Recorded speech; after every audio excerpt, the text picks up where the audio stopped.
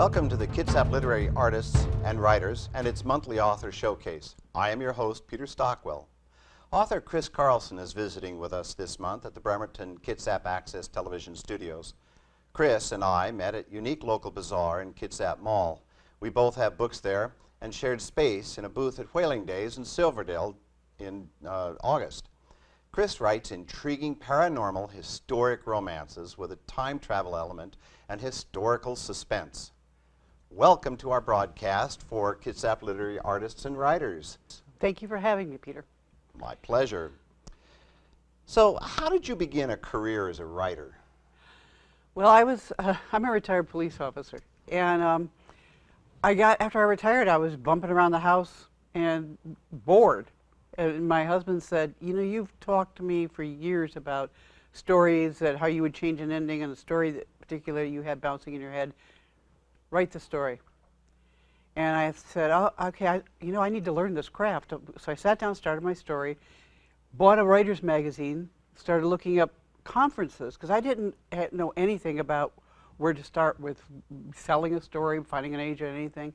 Started going to conferences, started going to workshops, started hearing certain names of instructors that had a good reputation, started taking their seminars, and they kept writing my story. And that story, the support character that was a knight that was the friend of the hero, I knew halfway in that story I was going to give him his own story. And that led to a third book, and so on and so forth. And in the meantime, people kept saying, aren't you going to write a cop story? And I said, you know, Mike Connolly writes great cop stories. I love Harry Bosch. I don't want to relive my career on the page. But I do enjoy I kind of enjoy historical cops. I like that historical setting. And to me, the most wonderful atmosphere for murder is Victorian London. So I said, okay, I'm going to write a Victorian detective. And what's fun about Rudyard Bloodstone, my detective, is he has no science. He has no DNA, no lab, nobody to rely on that way.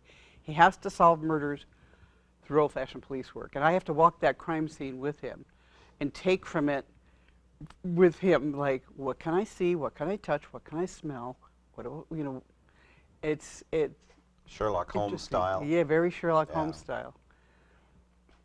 So your stories are unusual, and you have unusual characteristics and characters of romance and history.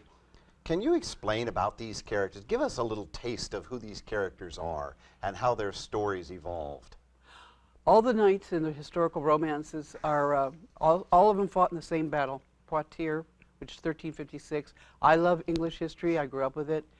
So all these men knew each other, and from that, their relationship, this kind of spreads out with the women that they meet, and each one has, because of the time travel element, they have obstacles they have to overcome, whether it's a result of physical impediment or injury from the battle, or it's something else that's resulted from the battle that they've got to overcome with this heroine. I like women that are very resourceful, and that if you drop a modern woman in this medieval period, that she has a lot of intestinal fortitude, and she falls in love with this hero, but she's got to function in a very difficult time when women had hard lives, and I love giving women that opportunity in those stories. Well, your women and your characters, if they're going back in time, also carry a lot of knowledge that they're going to outshine their fellow men. They have to be very careful so they don't get burned at the stake. Yeah, I was going to say that's. Yeah, they do run into that. There are times that yes, they have to pull back and. So I understand your father was a history professor, and that's where you get your background information on the historical references you're using? Yes, yes. Why the paranormal part of it, or is that just the time travel? The paranormal, the very first paranormal was Heroes Live Forever, and that was a story that was bouncing around in my head for all the years. That is an English girl, a young woman. She inherits a house from her grandmother that's haunted by two medieval knights, and she falls in love with one of the knights. And I had to, that's the paranormal, why I had to find a way for this couple to lead a normal life. The rest of the stories have that has something of a time travel element, more of a reincarnation element. The other stories have the time travel element, and I'm just fascinated by time travel. So are my parents, both my parents are too. So I had the history background in the time travel just from family. It was something we talked about at the dinner table. Good. Well, you had an exciting career before you started writing books. How your experiences as a police officer get into your stories? I never thought it would. And I never thought I'd be a police officer. I had attended UCLA, I got a business degree. It wasn't, but it was the 70s, the mid 70s, and at the time, for those of you that are old enough to remember, we had that recession. It was a gas crunch. Vietnam had just ended, and it was, I was looking around. I was in Chicago at the time. And I was dating a Chicago policeman, and it was hard to get anything that was full time. And he said, they're looking. They had just opened up police work to women, and he had said, why don't you take the test? And I said, I don't know if I could do that. And so that's how I got into it. It was kind of a fluke, and then once I got into it, it was interesting and a challenge. And I should say I worked under a different name, and I keep my police name separate from my author name for a variety of reasons, because I did arrest a lot of people over the years, and it's probably better to keep that name separate. I would think it would be best not to let them know. I don't need them going on Amazon saying all kinds of things about me. And then from there, I went to another agency in the LA area. And that I still didn't think that I would ever use that. And then I was writing Journey in Time, which is book 2 in this Heroes Nights in Time series. And that heroine, who is a modern day London attorney, she finds herself in a position where she's both the defendant and the prosecution in a case where she's presenting in front of Edward III, King Edward III. It's a he said, she said case. And it brought up all those cases that I listened to in court, and all the cases I had to testify on. And it was, then I kind of sat back and kind of thought, that's when I started thinking about Rudyard Bloodstone, and kind of thought, well, maybe I could write maybe it might be fun to write a detective, as long as he's not, if he's not modern, I'll make him Victorian. But Bloodstone was also a veteran of the Zulu Wars. Yes. He won the Victoria Cross. He's had all these things that he kind of, like you say, you just put them in a drawer and put them aside. Have you won anything, any awards that you just put in your drawer and put aside? As kind of as a model for what Bloodstone became. I think my father won quite a few medals. My father had like 3 Purple Hearts and a Bronze Star and a Silver Star. He saw a lot of battles in the South Pacific, and and a lot of the men I met through him, the other veterans I met through him, none of those men considered themselves heroes, and I always I wanted to impart that through Rudyard, that to them they just did what was necessary at the time. And that's the way he is. He's a humble man in that way. Mm-hmm. I didn't win any medals. I got quite a few commendations, and they're in a file folder in the back of a file cabinet. So that's your sock drawer. That's my sock drawer. Yeah. Well, most authors I have met are driven to be an entity in our literary world. What are your goals as an author? I'd love it if Hollywood said, we're going to make a TV series out of one of your series. Or both. We do have a friend who's done that, don't we? Yes. I think that would be just the best. And I don't, it doesn't have to be a big, splashy motion picture. which would be okay too. That wouldn't be bad. But if it was like, if Netflix, Amazon, anybody came along and said, hey, that Nice in Time series might be fun to do, yes, wouldn't it? Yeah. Well, I think we all want that. Your goals, though, you have established yourself as a writer. You're doing well. You've got 4 books out? Actually, I've got 8. I 8 just books. brought You brought 4. 4 here that we have on the table. You have 8 books out, and your latest one is Snifter of Death? Snifter of Death. That's book 2 in the Bloodstone series. Mm-hmm. How's that doing? It's doing all right. I'm still touring with it. I'm touring again this next month and touring again in November with it for some virtual tours. I like that one because it's both these books, Silk and Snifter. You have 2 points of view. I give the reader the killer's point of view and then Bloodstones, and then the killer's point of view and Bloodstones, because I like letting the reader see through the killer's eyes why they're doing what they're doing, because to them, I don't write slasher killers. The guys are just drooling and just killing because they like a lot of blood. I don't particularly care to read that, and I don't want to write that. I like writing a killer who feels justified in what they're doing, because there are those guys out there that feel that way, and this killer in particular really does. And I knew I could garner some sympathy with this one more than anything. This killer, he's dark. This one was a little craftier to work with, because that killer is actually has some reasoning behind why they're doing what they're doing, even though their vengeance is wrong. So you're approaching your 1,000,000 words. The old adage of 10,000 hours to make yourself the best you can be in whatever profession you're being. And in writing, they say it's 1,000,000 words. But with 8 books out, you're closing in on that. Do you feel that your writing gets better the more you write? Oh, gosh, I hope so. There are times, though, you look at that monitor and I think, oh. Yeah, but that's why we have editors. Yeah.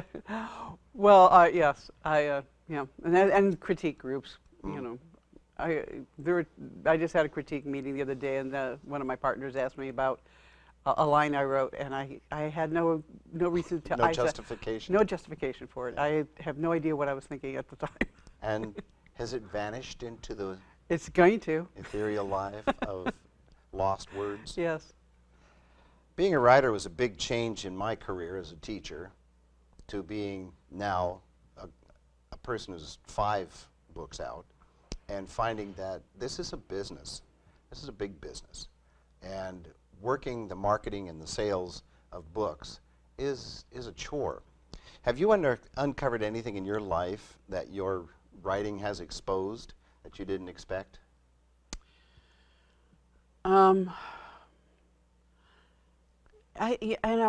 Yes, in a way that the marketing is. I'm sometimes surprised at big entities like Amazon, let's say, because I think that Amazon could be. I think there's a misconception out there that Amazon loves writers, and I don't think they do. I wonder sometimes, because they make it so hard, like with reviews, and I wish they would make that easier. And I don't really understand the logic sometimes behind why they pull certain reviews off. Why they pull certain reviews off, and that and that. That's kind of soul-crushing sometimes, because we do live and die sometimes by our reviews. And it's, but other than that, no, I knew you had to have a tough skin. I knew New York was going to be difficult. That's why when I have this small publisher, and when she approached me and said, would you give our company a chance? Sure. So you're not a self-published author? No. No. See, I myself publish all my own work. At least so far. I have been exploring the idea of getting an agent, and I do have one publishing company down the LA area who is interested in my work. And but you have found success with the publishing company. With this small publishing company, yes. I work very well with the lady that owns it, and she has a brilliant design eye. And when I can go to her, and I have a lot of say in my covers, and which you don't with some of the big houses. I tell her my concept, and I look at different pictures and offer up, these are what I've looked at so you get an idea, and she's wonderful about that. I can't self-publish because you have to have some technical knowledge. I have none. I'm barely, if I get through Word, I'm a happy camper. Kind of like being a cybersaurus? I'm a cybersaurus. Wow. Yeah, I have technical background. I was a technology teacher at Mountain View Middle School in Bremerton, so and did that for 7 years. So that helps. It really does. Are there any other secrets that you think you can share with our audience here about your being successful as an author? Because we have a lot of people who are out there listening to us, watching us, who want to be authors themselves. I speak to them at events, like I was just at the Kitsap County Fair and Stampede, and many people came up just because they saw Kitsap literary artists and writers, and they wanted to know, what do I do next? And I say, do you have a manuscript? And that became the key. Yes. They didn't, but they had stories. But yes. What secrets do you have? I think the first thing is, like you said, don't worry about anything till you get your manuscript. Mm-hmm. You need other people, other than your family or your friends. You need fresh eyes to look at your story. So get a critique group, and if a lot of times, like whether it's Barnes and Noble, you'll see flyers up or whatever. If you can't find a local one through the local bookstores, sometimes you can find one online. You know. How did you find your critique group? I joined the local romance chapter, okay. And these were ladies that were in that. But you have to have that. If not, be careful of the online ones, But make sure that these people are giving you constructive work. They're not just there being cruel, because just four or five people being cruel to about your work isn't a help. Because they want it written the way they want to write, and they're not giving you any help about the way you write. Right. Yes. Yes, exactly. We do have to be careful of that. Yes, and be willing to take the criticism. I mean, if somebody's telling you, you don't need 20 pages to describe a snowflake falling, listen to that, because unless that snowflake lands on the detonator of a nuclear bomb, you don't need 20 pages of a snowflake. With a very sensitive switch. Yeah. So you have to, the expression in writing, you have to be willing to kill your darlings. Well, I have my own publishing company, Westridge Art, and you have alluded that you are with a small press that I understand is Books to Go Now. Books to Go Now. And marketing, how do they help you with marketing? Books to Go Now has a young woman, Sharon Cleve, and Sharon Cleve, often on the loop, will offer up different ways to put out free or very inexpensive places you can post information about your stories, or just author to author newsletters, that sort of thing. I go on a lot of virtual tours, but you have to pick your tour that's to the genre of your book. Don't go on a tour. Look at the tour. If the tour has a lot of blog stops that are romance readers, they're not going to really want to read too much of the Bloodstone series. I actually, depending on the blogs, some of them will, but I look at them, see what kind of books. If they say yes, we don't mind romantic suspense, then I'll look at that tour, because he does have a romantic interest in Snifter. Or if it's like Partners in Crime, like I've just signed up with them, they aren't going to be interested in the Nights and Times series. So you've got to be careful who you're signing up with. Make sure it's aimed at your genre. Now, in my marketing, I've worked some events, major events, small events, gone to bookstores, and you agreed to be part of our Claw presence, and which is why you were at Whaling Days in Silverdale, and you've been at the Blackberry Festival in Bremerton. And is there anything else that you do over the next few months that you have coming up? Book events, places you're going to be to promote I have yes. If you go to my Facebook page, I always announce if I'm having interviews coming up. I have an interview coming up in the end of September with Marie Lavender. I have a tour coming up the end of September. I have a month-long tour in November. I do buy a lot of ad space, but anything, if you go, my website will usually have my different events, like that's chriskarlsen.com. But like I said, I put everything out on my Facebook page also. I don't tweet because I really can't wrap my head around it, but I do pay a young woman to tweet for me. Oh, I'm sure we have a person out there in the world that does that, has people pay for them. But we won't speak about that. Yes, I will go on, but If a book club or another organization wanted to have you come speak to them or present books, how would they contact you? you could email me, chriskarlsenwriter@gmail.com, or you can message me on my Facebook page, which is, Chris Karlsen. You can, like I said, I check my email. My email's up all day long. I keep checking it. My Facebook page is up all day long. My website, again, chriskarlsen.com. And I spoke several times at the Sylvan Library. Mm-hmm. I've spoken at the Paulsbo Library. Yeah, and also at the Liberty Bay Bookshop. I've been there a couple years ago. So groups do want to get a hold of you. Yes. Well, we'll put that, make sure that's all in your, you've just seen it all, and we'll make sure it gets in the credits too, so people can then get a hold of you when they need to. Tell us about your latest project. Now, Snifter has just come out. Snifter's just come out.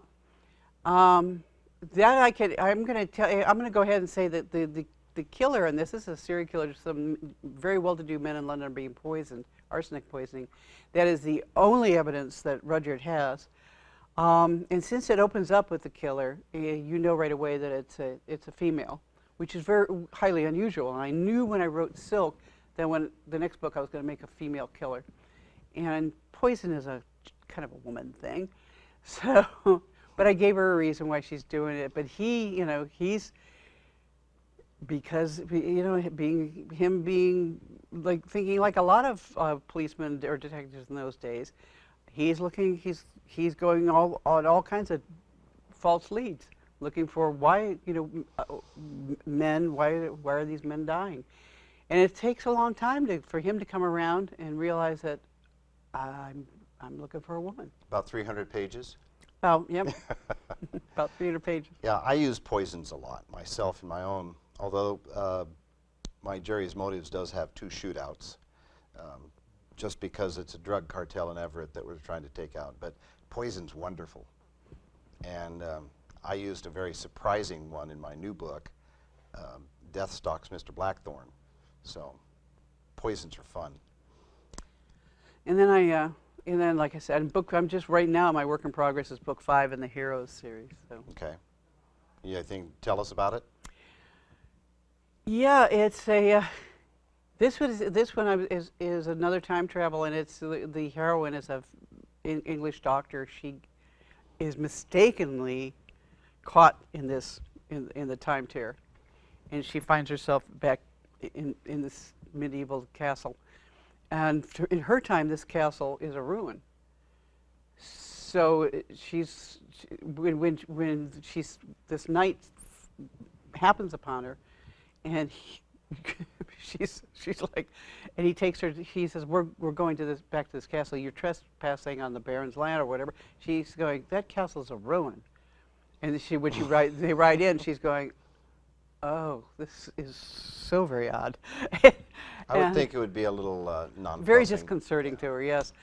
And but this one will actually take place in 3 different time periods, I should say. And it's fun because I have a doctor, a real doctor that treats me, and he helped me with In Time for You, or Night Blindness. I'm sorry, which is the book right before this, Night Blindness, with the injury that the knight suffers, because my doctor is a facial reconstructionist and an ENT, and he was wonderful with giving me a description for the injury to the eyes. So when I asked him again, will you help me with this woman, this female doctor treating a battlefield injuries, battlefield triage? And he was so sweet because he was on the phone with me last week and he said, oh, boy, blindness was one thing, but he said, there's broken bones, compound fractures. We're going back to my residency. You're killing me. But he's so tickled because I gave him credits in the back of the first book. I'll give him credits in this one, but he's very good because he donates a month of his time every year to Central America, the villagers. So I'm able to ask him, what do you use when you don't have modern facilities available? It would be a little Spartan down there. Yeah. Is there anything else you'd like to pass on to our BCAT audience about how you work through this craft, this art of writing? Just do it. Sit down. Don't just sit in the chair and fire up the monitor and write. You know, because put words on the page, because even if the words are, even if you're thinking, well, that was terrible, you can rewrite. You know, get it down. You know, we all have occasions where there are days that you just get 3 sentences down, but you know, and there are days you'll do 3 pages, and there are days you do 13 pages. But you can always, you know, Nora Roberts said, you know, you can always correct a bad page. You can't correct a blank page. Yeah, you can't correct a blank.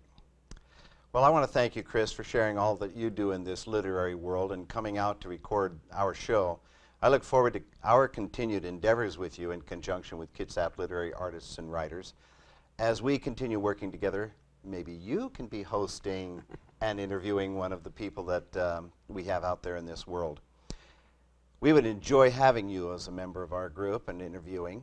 And I would also like to thank all of our viewers for tuning in to Bremerton Kitsap Access Television and viewing this Kitsap Literary Artists and Writers production. I also wish to thank the BCAT staff on cameras and the director's chair. Our broadcasts are scheduled for Saturday evenings at 6 p.m. on Wave Cable Channel 3 and Comcast Channel 12. Keep in touch with our Facebook and our web pages to discover where you can meet local authors and artists. I hope everyone has a pleasant evening, a productive and fascinating week, and until next Saturday, when we have another host, another artist, I am Peter Stockwell with Kitsap Literary Artists and Writers in conjunction with Bremerton Kitsap Access Television. Good night.